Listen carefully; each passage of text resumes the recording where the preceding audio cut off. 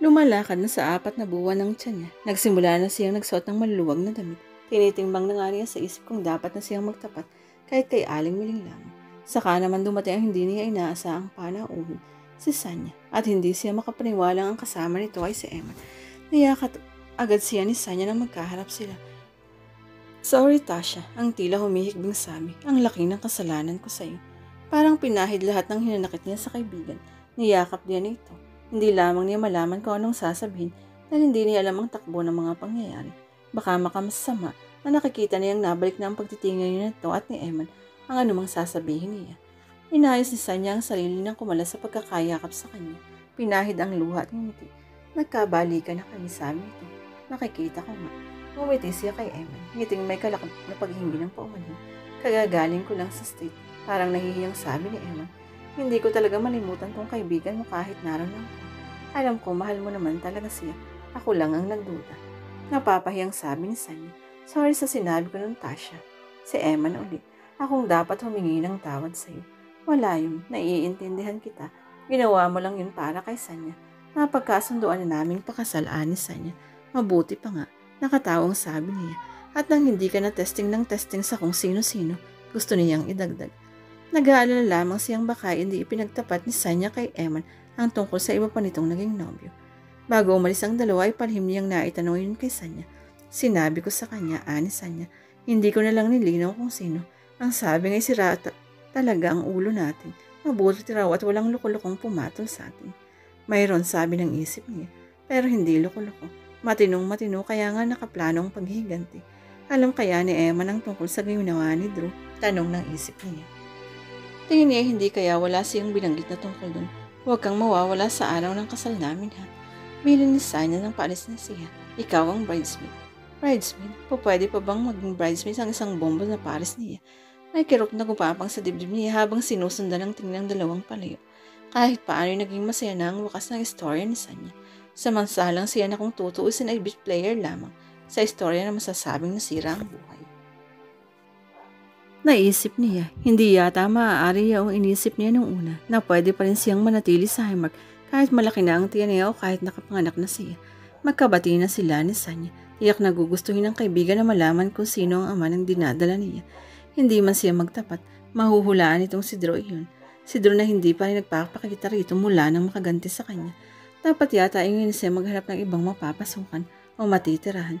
Baka makasira pa sa pagsasama ng Sanya at Eman ang kaalamang kamag-anak ng huli ang nakabuntis sa kanya sa kadahilanan ng paghiganti.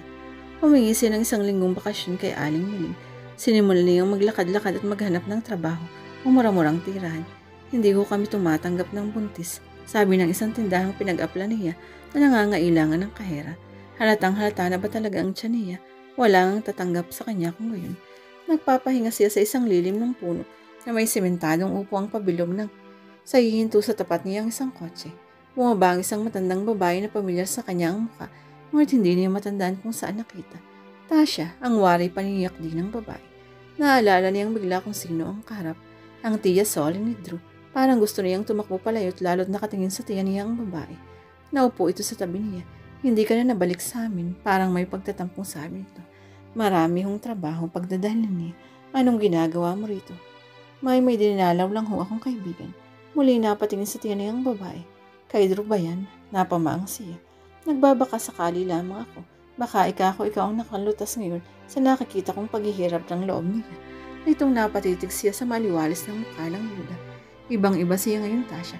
Parang may bigat na dinadala sa dibdib. Pati sarili at trabaho ay napapabayaan. Gusto'y laging umiinom sa bahay. Kapag tinatanong ko naman wala raw. Pero minsan narinig kong tinatawag niya ang pangalan mo sa kalasingan niya. Galit ka raw sa kanya. Hindi mo raw siya mapapatawad sa ginawa. Nakita niya ang pagpapalit ng ekspresyon sa mukha ng babae. Mula sa aliwalis ay nagkaroon ng mga kunot sa noon nito. Nahapis ang maamong mukha at alam niya na sasaktan ito na hindi nagtatapat si Drew. May gustong malaman ang matanda na ayaw ipagtapat ng pamangkin.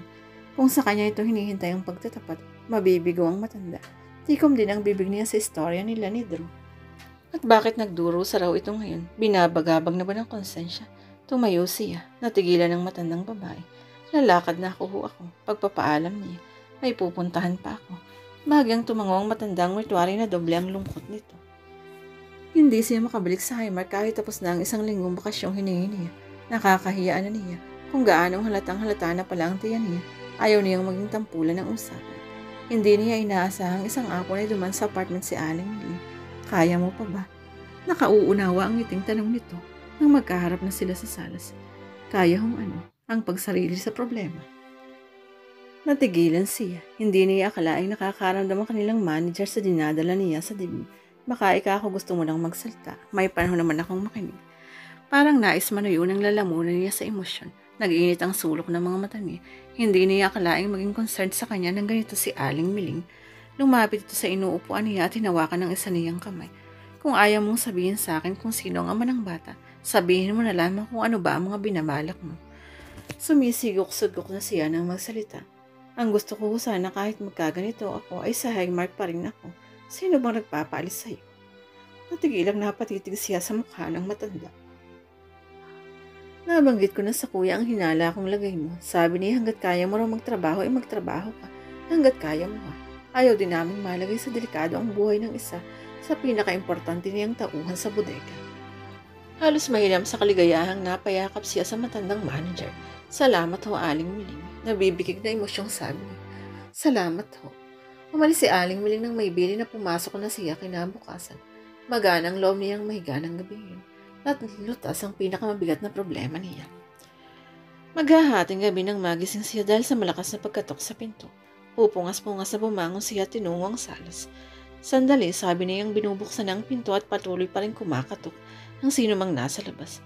Nagulat siya nang makita sa screen ang mukha ni Drew. Kinuskus niya ang mga mata at pangambang nananaginip lamang siya. Talagang si Drew ang nakatayo sa labas. Namayat nga lamang ng konti sa tingin niya at parang hindi gaano nakakaahit. Pero si Drew talaga. Hindi siya nagkakamali. Hindi siya nananaginip. Patuloyin mo ako, Tasha. Waring sumasama ang tinim na sabi nito. Kailangan mag-usap tayo. Halos wala sa loob na inalis niya ang pagkakalak ng screen door. Hindi niya inalis ang pagkakatingin sa mukha ni Drew. Sa pangambang pagtingin niya ulit ay wala na iyon. Lumisi siya nang pumasok si Drew. Isinara nitong muli ang screen at ang pinto. May ilang saglit siya nitong tinitigan sa mukha. Pagkaway bumaba ang tingin sa kanyang tiyan. Kakaiba ang tuwang humaplos sa anyo nito nang makita ang rinais tiyakin katotohanan. Totoo nga ang sinabi ni Tia Sol. Tumingin uli ito sa mukha niya. Ako ang ama niyan, hindi ba? Sa halip na sumagot, lumakad siya patungo sa mga upuan sa salas. Naupo siya nang magkasalikop ang mga kamay sa kandungan. Mano kung ito ang ama, naisip niya. Mabuti nga, nakaganti ka na ng lubusan. Parang napalakas lamang ang isip na sabi niya. Napabilis ang lapit nito. Naupo sa tabi niya at ginagap ang kanyang kamay. Alam kong suko sa langit ang galit mo sa akin. Kaya nga hindi ko magawang magpakita sa iyo gustuhin ko man. At bakit mo pagugustuhin makipagkita sa akin? Parang napapahiyang iniiwas ni Drew ang tingin. Hindi ka maniniwala. Mula nang mangyari ang ilang bangungot sa buhay ko, handa ko ng paniwalaan ng anuman. Mahal kita, Tasha. Hindi siya handa roon. Napatangas siya sa pagkakatingin kay Drew. Noon pa man sigurong una kitang makita. Minahal na agad kita. Pinanatili ko lang ang galit sa puso ko para hindi tulang mahulog ang loob ko sa iyo. Takot kasi ako sa iyo noon. Ang alam kong ginagamit mo ang itsura mo sa paglalaro sa damdamin ng mga tao. Wala na siya halos naiintindihan sa mga sinasabi ni Drew. Iisa lang ang umaalingaw sa utak niya. Mahal siya ni Drew. Hindi mo lang alam kung paano ko pinagsisihan ang ginawa ko sa iyo. Kung maibabalik ko lang ang panahon, hindi ko gustong salingin ang tulo ng daliri mo. Ang gusto ko'y maibig mo ako sa pamamagitan ng panunuyo. Pero naisip ko matapos kitang gawa ng napakalaking kasalanan, paano mo pa maiibig ang isang pares ko? Siguro kung hindi sinabi sa akin ni Tia Soli ang kalagayan mo, wala akong lakas ng loob na magpakita pang muli sa iyo. Napayuko siya. Nahihiya siyang makita ni Drew na iiyak siya sa kaligayahan. Parusahan mo ako, Tasha. Gawin mo ang lahat ng ibig mo. Tatanggapin ko. Bigyan mo lang ako ng tsansang maibig mo. Kailangan kita. Kailangan ko kayo ng anak ko. Mahal din kita, Drew. Si Drew naman ang natigilan. Pinilit kong magalit sa iyo pero araw-araw, habang dinaramo ka ang pangpintig ng dinadala ko, ang nararamdaman ko na lamang ay lungkot at pangungulila sa iyo. Hindi na siya binayaan ni Drew na magsalita muli. Ikinulong siya sa mga bisig at siniil ng halik sa mga labi. Sa pagkakataong ito, hindi na siya nahiyang gantihan iyon. Matagal bago sila naghiwalay upang magyakap lamang na muli. Sina Emma at Sanya, pagbabalita niya, nagkabalikan na. Natiyak ni Sanya na mahal siya talaga ng pinsan mo. Hindi naman talaga sinusubok ang pag-ibig. Ang kawalan ng pagtitiwala ang papatay doon. May kasalanan din ako. Pumayag niyo kung kalimutan na natin ang nakaraan. Ang mahalaga yung aral na nakuha natin mula roon. Ikinulong ni Drew sa mga palad ang kamay niya at waring namamagneto siyang tintigan. Sinong lalaki ang hindi maaakit sa kagandahang ito? Huwag ka na uling papayag na magamit sa pag-alok ng damdamin ng iba. Kung pumayag ba ako'y papayag ka? Nakatawa ng sagot niya. Over my dead body. Ani Drew na hinapit pa siya sa dibdib nito. Nagtawa siya nang nagtawa kahit nanlalabo na sa luha ang kanyang mga mata. Hindi lang pala si Sanya ang may happy ending ang istorya. Nang ikasal sina Sanya at Eman, ginulat nila ang mundo na sa kauna-unahang pagkakataon ay nagkaroon ng bridesmaids na malaki ang tiyan. Nang sumunod na buwan, sila naman ni Drew ang ikinasal. Kumidado ang lahat ng taga-Highmark at ang mga tauhan ni Sanya. Ang ninang ay si Aling Miling at ang mag-asawang Ronnie at Thelma. Nalungkot si Aling Miling na ayaw ng pagtrabahuhin ni Drew si Tasha. Ngunit natuwa rin naman ang matanda na hindi nasasalungatin ni Tasha ang pagiging solong magulang. 5 buwan pagkaraan, isinilang ni Tasha ang isang malusog na sanggol na lalaki na pinangalan ng Drew Jr. Ang mag-asawang Emma at Sanya lamang ang naging ninang at ninong ng bato. Tuwang-tuwa si Aling Soli na nakita pa niya ang apo. Nakikita niyo pa ang kapatid niyan, pabirong sabi ni Drew. Babae naman. Kumindat ito kay Tasha at pati na ang magiging mga kalalor nila. Nakangiting sabad ni Sanya. Nang nanapatingin si Tasha sa kaibigan, ibig mong sabihin, 2 months na raw akong on the way. Nahihiyang ngunit may pagmamalaking sabi ni Sanya. Tuwang niyakap niya ang kaibigan. Baka magkagustuhan pa mga Diyos king anak natin. Biro ni Eman. Okay lang, ani Drew. Kaya lang wala ng testingan ha. Nagkatawanan silang apat nang mapatingin si Aling Soli na walang-walang ideya sa istoryang pinagdaanan nilang apat.